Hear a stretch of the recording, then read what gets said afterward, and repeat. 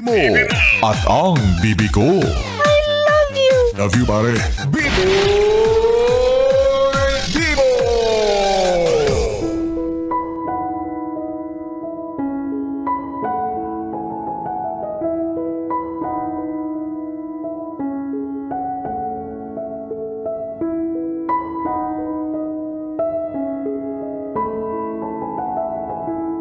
BB Time with B-Boy Bibo. B-Boy Bibo.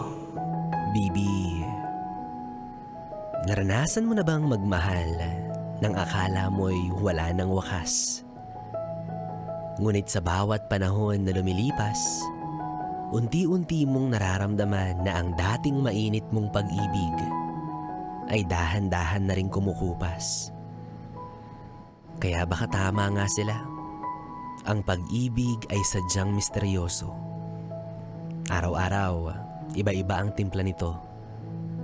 Maaaring mahal na mahal mo ngayon, ngunit hindi ka sigurado kung mahal mo pa rin ba siya paglaon. Hindi mo alam kung bakit ganyan ang iyong pakiramdam. Wala naman siyang ginawang kasalanan. Normal lang din naman na meron siyang mga pagkukulang. Kaya ayan ka. Nananatili pa rin sa piling niya, hindi dahil mahal mo pa, kundi mas nangingibabaw na lang ang awa. Lalo na't alam mo naman na wala siyang ginagawang masama.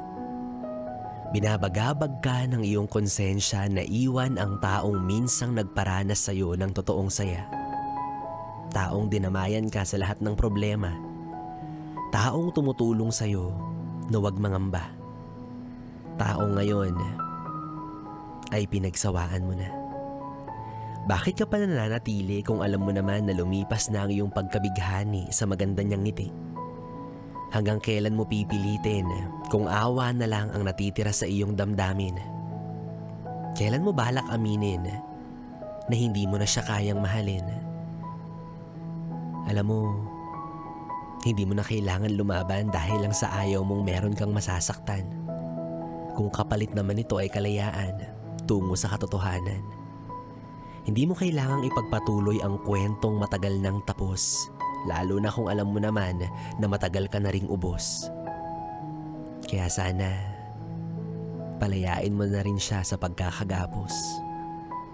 Naway mahanap mo na ang tamang tiyempo kung saan ay pagtatapat mo sa kanya ang totoo na hindi na siya ang iyong gusto at hindi na siya ang nilalaman ng puso mo.